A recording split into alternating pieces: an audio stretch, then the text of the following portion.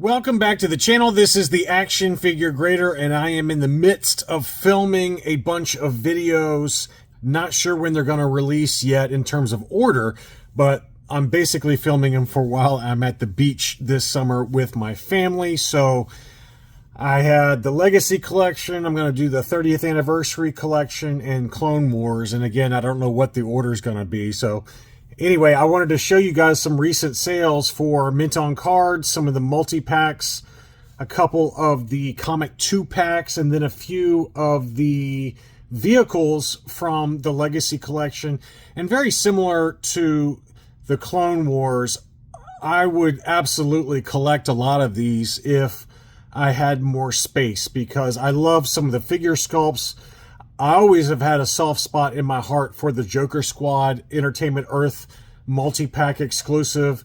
Almost bought it a few times, so that's why I have that one on the front and center there. But there were some pretty interesting sales, and also some loose complete figures from the Legacy Collection, which really shows you the power of demand for some of these figures, where the price, whether they're loose and complete versus mint on card, it doesn't matter. It's pretty wild. So let's take a closer look, and thanks for your patience while I'm out of town. So we've got one. There weren't many 2-packs that actually sold, but one of the more expensive ones that we've always talked about is the Darth Nihil and Delia Blue 2-pack that features Star Wars #7, the Dark Horse Comics comic book. There is an Entertainment Earth exclusive, and it's really, you know, there are some non-Entertainment Earth exclusive 2-packs that are pricey, but the Entertainment Earth 2-packs are the ones that usually are very, very pricey, and it's because they've got cool figures inside. Delia Blue and Darth Nihil are two of the coolest, and I saw a Darth Nihil actually be sold loose complete for like 120 bucks, something like that. So this 2-pack is still mint and sealed package, obviously, and in pretty good shape, and sold for $320. So that's a pretty big number there. And here's your interesting comparison. So we've got the Darth Crate and Sigil Dari 2-pack. I think that's how you pronounce her last name. With this is Star Wars Legacy number 22 from Dark Horse Comics. This is the number 8 2-pack. So this one sold for $194 plus shipping. And that one had a yellowed blister that you can see there. You can see very clearly that the blister around it had yellowed. So that one sold for $194. This one sold for $110 and had a clear blister. It's the exact same item. So clearly this one was an overpay relative to the condition of this one, where it's not yellowed. But a lot of these buyers, they buy these and then open them up anyway, because they just want the figures. And here's an example of that. So just the loose Darth Crate from that 2-pack we just covered sold for $130. I found another one that was at $160 that sold. So this one's still in that little wrapper that was inside this multi-pack here. But, you know, this was $110 for the whole thing, and this one sold for $130 for just that one figure alone. So pretty wild there. Some other single carded figures that sold. We got the Jiren, I don't know how you pronounce that. I think it's Jiren. Great figure sculpt on this one. I've always loved that one as well. And that one sold for $83. That seller, Star Wars Galaxies, has one more available. Several different, obviously, Slave Princess Leia's sold. This is one of the more popular ones from the Legacy Collection, BD-17. This one sold for $150 plus $35 shipping. It was in Canada. This one sold for $180 plus $250 shipping from Star Wars Galaxies, which always has a lot of modern, very clean looking examples. But that one sold for $180. This one sold for basically $185 after shipping. So that gives you two prices there. Then Shaq T, which I accidentally included in my Clone Wars market update, which I've already filmed, and I don't know if it's going to release before or after this video. But Shaq T is another one that's very pricey. This seller had 3 of them. All 3 of them sold at $140 free shipping. This one sold for $150 free shipping. So that is a very good example of a figure from the Legacy Collection that remains very popular. And what's interesting is one of these popped up, sold. It was out of order for some reason. It was a 6-month-old sale that showed up on eBay, and they were going for $100 to $110. Now they're going for $140 to $150. So it was just interesting that that accidentally popped up when I was doing some closed sales. So eBay's weird sometimes. You can find some really old closed sales sometimes when you're looking at recent sales. Next up is Cal Fass. This is obviously a Cantina patron and has, bumped up in price a little bit just given the HasLab Cantina is coming out. This one sold for $109 free shipping. This one sold for $118 free shipping. So that is one that remains very popular as people try to collect every single patron from the Tatooine, Cantina.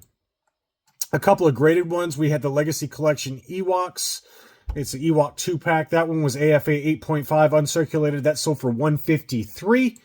And he also had an uncirculated 9.0 Darth Vader. This one, Anakin Skywalker, $128. And this seller I've not bought from, but he has, or she has, like 20 or 30 AFA graded Legacy Collection items for sale right now. It's located in California. It's got 100% positive feedback. So if anybody needs a eBay affiliate link for their listings, you can email me. But man, I looked at their sellers' other items and they have got like a bunch of AFA graded Legacy Collection for sale. Next up, Kirkuk. This is one we always cover when we talk about the Legacy Collection. Several different examples sold, including a loose complete one. So this carded one sold for $150. This carded one sold for $160. This carded one sold for $160. This seller had two of those available.